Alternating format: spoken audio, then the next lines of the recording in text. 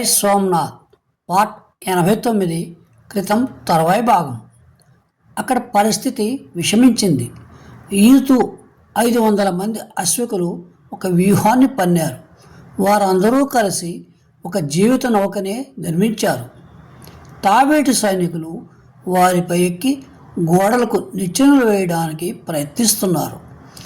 అగర్త ఆవులగట్టు నుంచి ఏనుగులపై ఉన్న సైనికులు విడిచే బాణాలను తప్పించుకుంటూ తిరిగి ప్రతిక్రియ చేయడం కోటపైనున్న సైనికులకు అసంభవమైపోయింది. పైనుంచి ఎన్ని బాణాలు వచ్చిస్తున్నా అనుభవజ్ఞులైన తాబేటు సైనికులు అశ్వకులు కలిసి తెప్పలతో ఒక వంతెన లాంటిది నిర్మించారు. చూస్తూనే అగర్త పైన వంతెన ఏర్పడింది. కొత్త సైనికులు వచ్చి అగర్త దాటి తాళ్లతో ఈ వంతెనను తలుపుకున్న ఇనుప సరాకులకు గట్టిపరిచారు. నిచ్చెనలు వేశారు. కవచాలు తీసి సైనికులు పైకి ఎగబాగటం ప్రారంభించారు. శత్రుసేనల్లో ఉత్సాహం ఇనువడించింది.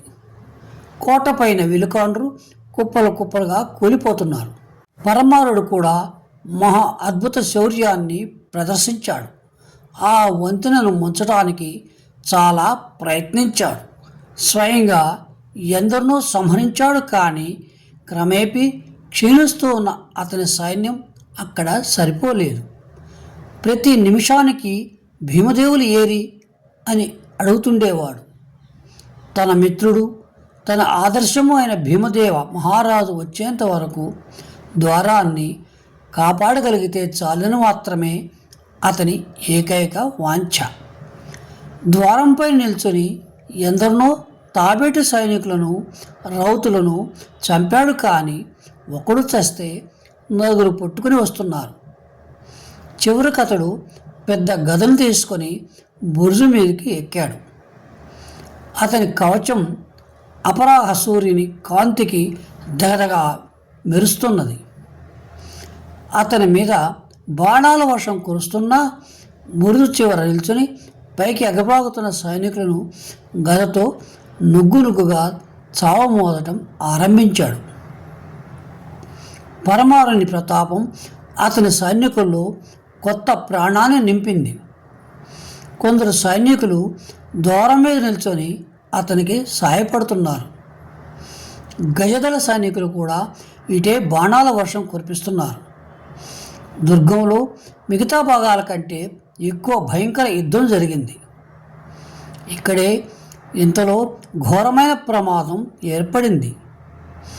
9 తాబేటు సైనికులు మెట్లు నెక్కి పైకి వస్తున్నారు. ద్వారం మీద 25 కవచదారులైన సైనికుల మధ్య పరమారుడు ఊగిపోతున్నాడు. ఎదురుగా శత్రువులు బాణాల రివ్వున వస్తున్నాయి. క్రింద ఒక తాబేటు సైనికుడు చస్తే పైనుంచి ఎవరో ఒకరు గాయపడి అగర్తాలో పడుతూనే ఉండేవాడు. భీమదేవ మహారాజు వేంచేయండి, త్వరగా వచ్చి ఆదుకోండి.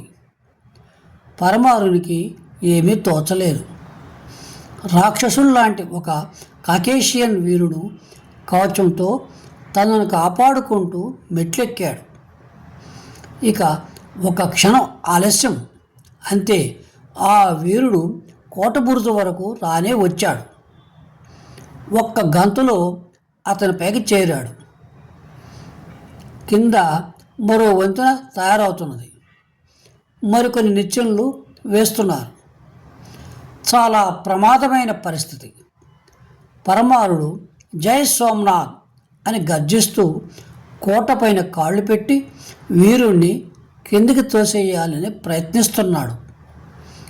కానీ వెనక నుంచి పైకి నిచ్చెన మెట్లు ఎక్కుతున్న 3 తాబేటు సైనికులు అతన్ని రక్షిస్తున్నారు. ఇంతలో బాణం రివ్వున వచ్చి పరమారుని మెడలో గుచ్చుకున్నది. వెంటనే అతనికి ఒక భావం స్ఫురించింది. పరమారుడు తనను మృత్యుముఖానికి అర్పించాడు. అతడు ప్రచండకాయుడై శత్రు సైనికుడిని గట్టిగా 2 చేతులతో అదిమి పట్టుకొని జై సోమనాథ్ అని ఆఖరుసారిగా విజయ నినాదంతో గర్జించి అగర్తలో పడటానికి ప్రయత్నించాడు. ఊహించిన విధంగా పైబడ్డ ఈ బరువు వల్ల ఆ సైనికుని కాళ్ళు చలించాయి. ఒక్క నిమిషం సేపు వారిద్దరూ గాలిలో అలా ఊగులాడారు. తరువాత పడిపోయారు. పడిపోయేటప్పుడు పరమారుడు ఒక కాలిని నిచ్చెన మెట్టుకు తగిలించాడు. ఒక్క నిమిషంలో ఒండ్రుల్లో కౌగిల్లో పరమారుడు, యువన సైనికుడు, మెట్ల మీద ఎగబోతున్న మిగతా సైనికులు ఒక్కసారిగా అగార్తాలో పడి మునిగిపోయారు. వంతెన కదిలిపోయింది. తాబేటి సైనికులు నీటిలో పడిపోయారు.